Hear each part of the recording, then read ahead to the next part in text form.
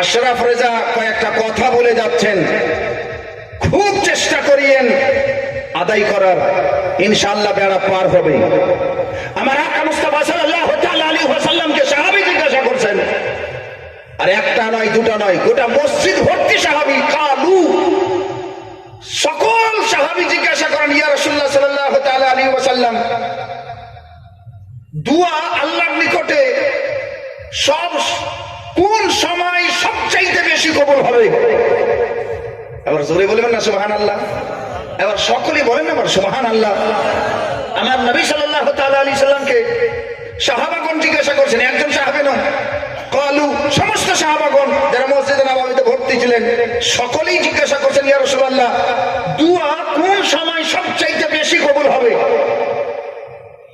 আকা মুস্তাফা সাল্লাল্লাহু তাআলা আলাইহি ওয়াসাল্লাম বলেন, রাতের দুভাগ চলে যাবে, এক ভাগ বেঁচে আছে, সেই সময় যদি দোয়া করা যায় আল্লাহর দরবারে বেশি কবুল হবে।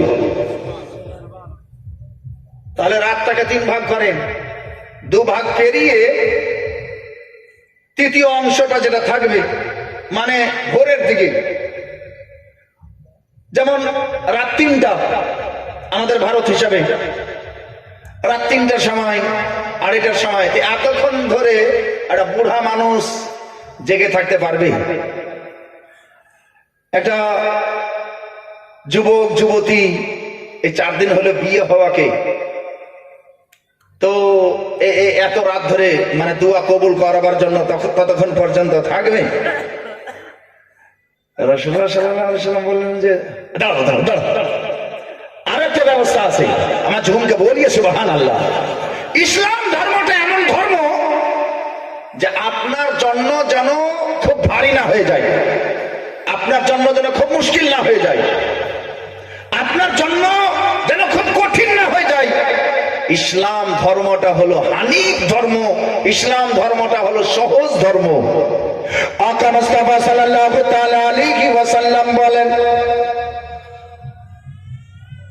রাত্রের শেষ প্রহরে যেটা আমি দোয়া করতে বলছি, সেই দোয়াটা কখন? আমার কিছু উম্মত আছে যারা চুরি করে ইবাদত করে,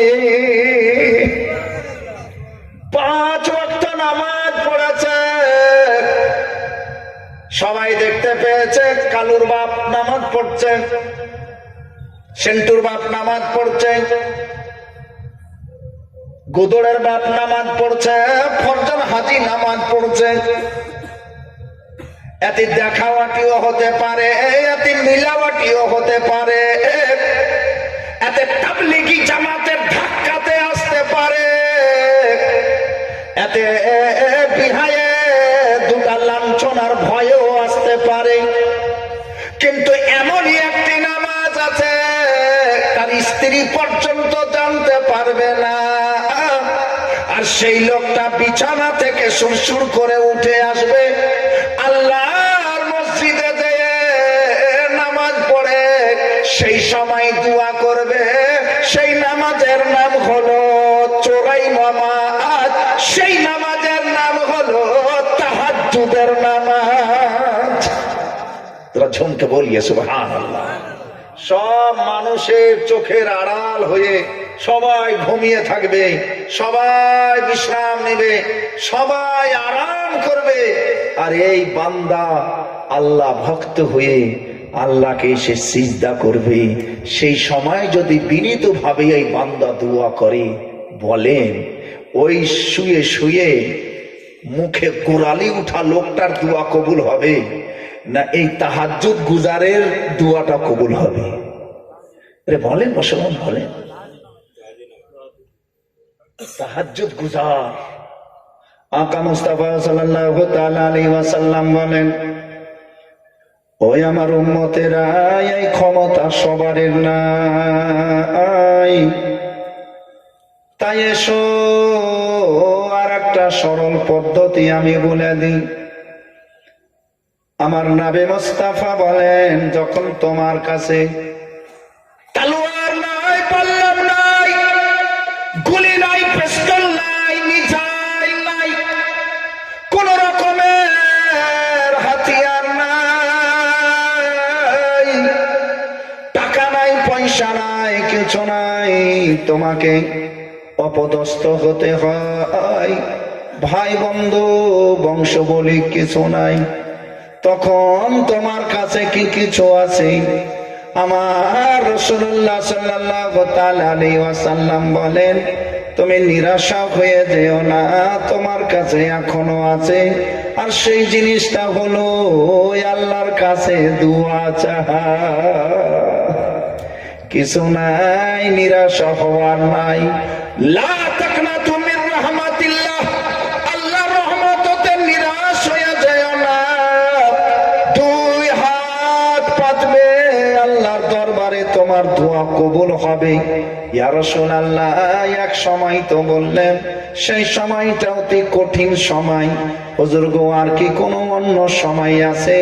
আমার নবী মুস্তাফা বলেন, ফি কুল্লি দুবুরে সালাতিল মাকতুবা, প্রত্যেক ফরজ নামাজের পরে দোয়া করবে, তোমাদের দোয়া অতি শীঘ্রই কবুল হবে। প্রত্যেক ফরজ নামাজের পরে দোয়া করবে। আমি জানি কিছু মসজিদে দোয়া বন্ধ হয়ে গেছে। ফরজ নামাজের পরে দোয়া করা বিদআত, শিরক, এগুলো কোনো হাদিসে নাই, জয়ীফ হাদিসে আছে। তাহলে জয়ীফ হাদিসে এটা আছে যে দোয়া করতে হবে না, একটা হাদিস মৌলবী দেখান, জয়ীফ হাদিস দেখান যে ফরজ নামাজের পরে দোয়া করতে হবে না। যে ভাষা বললাম, এই ভাষায় কোন আরবি একটা হাদিস আছে? কমপক্ষে জয়ীফ হাদিস আছে যে ফরজ নামাজের পরে দোয়া করো। জমকে বলো সুবহানাল্লাহ। এই দুঃখী উৎপীড়িত মুসলমান কোথায় যাবে বলবি? তুমি তো কারো মসজিদে বিনা মার্কেট যাওয়াতেই মাছ ভাত খেয়ে যাচ্ছ, তোমাকে তো কোনো ফিকির নাই, মাস হলেই বেতন পাচ্ছ। কিন্তু এই উৎপীড়িত লোকটা কি করবে? যার তিনটে মেয়ে, তার কাছে কোন রকমের সাহারা নাই, সেই লোকটা যদি উজু সহ আল্লাহকে সিজদা করার পরে, আল্লাহর ফরজ আদায় করার পরে বুক তুলে যদি আল্লাহকে ডাক দিয়ে আল্লাহর কাছে আবেদন করছে, তুই এতে তোমার ক্ষতি কি হচ্ছে? হে বেরাদার, রাসূলুল্লাহ সাল্লাল্লাহু তাআলা আলাইহি ওয়াসাল্লাম হাদিস শরীফে বলেছেন যে আখিরি জামানাতে কিছু লোক হবে যাদের সাথে শয়তান থাকবে, এমন এমন কথা বলবে তোমাদের রূহ পর্যন্ত কেঁপে যাবে। খবরদার, সেই পথভ্রষ্টদের কথা কানে নিবে না। আমি রাসূলুল্লাহ বলছি, আল্লাহর সাথে তোমরা নিজের লাউ লাগিয়ে রাখবে। একবার জোরে বলেন সুবহানাল্লাহ। প্রাণের বন্ধুগণ আমার, আকা মুস্তাফা সাল্লাল্লাহু তাআলা আলাইহি ওয়াসাল্লাম 5 ওয়াক্ত নামাজে দোয়া করতে বলেছেন। এটা হাদিসে আছে, হাদিসে আছে। আমার হাদিসকে বলছেন আপনি জয়ীফ। আমি তো জয়ীফ দেখিনি, আমি তো সহি দেখেছি, আর আমি সহি প্রমাণ করতে পারবো।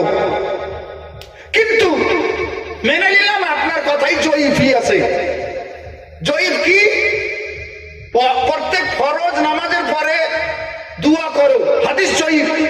প্রত্যেক ফরজ নামাজের পরে দোয়া করিও না, এরকম একটা হাদিস জয়ীফই দেখাও।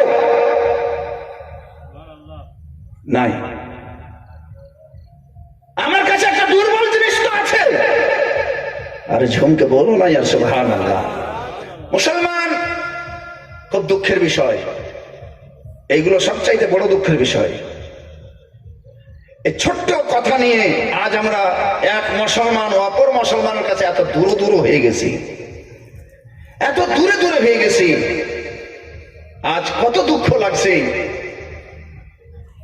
যে আপনাকে আমি সালাম দেব, আপনি আমাকে সালাম দেবেন, তো মুখ ঘোরাঘুরি, মুখ ফিরাফিরি, এগুলো কাদের দ্বারাই? অন্য কারো দ্বারাই নয়। আকা মুস্তাফা সাল্লাল্লাহু তাআলা আলাইহি ওয়াসাল্লামের হুদায়বিয়ার মাঠে নবী মুস্তাফা সাল্লাল্লাহু তাআলা আলাইহি ওয়াসাল্লাম সাহাবাগণকে নিয়ে এসেছেন। মক্কা শরীফের জাসুসেরা বড় বড় যোদ্ধার, বড় বড় অহংকার, বড় বড় সর্দার কাবা শরীফের সামনে মিটিং রেখেছে। মোহাম্মদ মুস্তাফা সরওয়ারে কায়নাত ফখরে মওজুদাত সাল্লাল্লাহু তাআলা আলাইহি ওয়াসাল্লাম মক্কা ভূমিতে প্রবেশ করছেন। যাও তোমরা তার তল্লাশি নাও, একটু জাসুসি করে এসো, একটু দেখে এসো তার সঙ্গে কত লোক আছে, তার সঙ্গে কত রাইফেল, তার সঙ্গে কত পিস্তল, তার সঙ্গে কত তলোয়ারি, তার সঙ্গে কত বল্লম, তার সঙ্গে কত উট ঘোড়ায় আছে, একটু দেখে এসো, যাচাই করে এসো। দুইজন লোক এসেছে, আসার পরে মুসলমানের মতো দাড়ি ছাড়া লোক, মুসলমানের মতো পাগড়ি বাঁধা লোক, মুসলমানের মতো কলমা পড়ছে, মুসলমানের মতো নামাজ পড়ছে, মুসলমানের মতো তারা মুসলমানের মাঝখানে এসে গেছে। তারা বলছে আমরা নব মুসলমান, এখন ভালো করে নামাজ জানি না শিখছি, কলমা জানি না শিখছি, আজ আমরা অনেক দূর থেকে এসেছি, আমরাও শহীদ হয়ে যাব, নবী মুস্তাফার সঙ্গে সঙ্গে যুদ্ধ করতে যাব। বন্ধুগণ আমার, মুস্তাফা সাল্লাল্লাহু তাআলা আলাইহি ওয়াসাল্লামকে ওই দোনো জাসুস কি দেখতে পাচ্ছে? নবী মুস্তাফা উযু করতে বসেছেন, আকা মুস্তাফাকে একজন সাহাবী পানি ঢেলে দিচ্ছেন। আমার নবী মুস্তাফা এইভাবে দুহাত বাড়িয়ে পানি নিয়ে কুলি করছেন। নবী আমার মুখে পানি রেখে যেমনই কুলি ফেলতে যাবেন, যত সাহাবী কুলির পানি নিয়ে নিজের চোখ মুখে মাখছে। এত ভিড় লাগিয়ে আছে, নবী মুস্তাফা কুলির পানি যে ফেলছেন, তো সেই পানিকে শরীরে মাখার জন্য মারামারি করতে লাগে গেছে, গড়াগড়ি করছে, মারামারি করছে, একটু আমি যেন পাই, একটু আমি যেন পাই। আরে ঝমকে বলো না সুবহানাল্লাহ। বুখারী শরীফের হাদিসে লেখা আছে, এই দুটো জাসুস এরা তো মুসলমান নয়, এরা দেখতে এসেছে যে এরা কি কি সামান নিয়ে এসেছে। তখন তো আধার কার্ড লাগতো না, যে তুমি কোন দেশের কোন জায়গা, তোমার আধার কার্ড দেখাও। তখন মানুষের বিশ্বাসের উপরেই বিশ্বাস। আগেকার মানুষ মিথ্যা কথা খুব কম বলতো, যে পাকা জিন্দা জাহান্নামী সেই লোকটা মিথ্যা বলতো।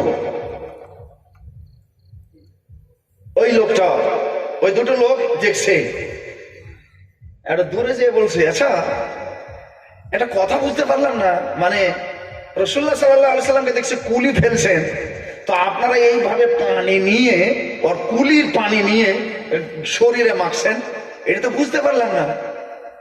সাহাবী বলছেন, যুদ্ধ করে হাত যেখানে সেখানে খাম হয়েছে, বুক খাম হয়ে গেছে, নবীর উজুর কুলির পানি লাগালেই ভালো হয়ে যাচ্ছে। আরে ঝমকে বলিয়ে সুবহানাল্লাহ। আকা মুস্তাফার উজুর পানিতেই ভালো হয়ে যাচ্ছে। কেউ পায়ে লাগাচ্ছে, কেউ বুকে লাগাচ্ছে, কাউকে জ্বর হয়েছে, এটা কুলির পানি নয়, এটা ওষুধের পানি, এটা মেডিসিন। দোনো জাসুস দেখার পরে চলে গেছে। কি দেখলে তোমরা? দনোজন বলছে, সর্দার সাহেব অনেক জায়গাতে জাসুসি করতে গেছি, আমাদের দুইজনের কাজই হলো জাসুসি করা।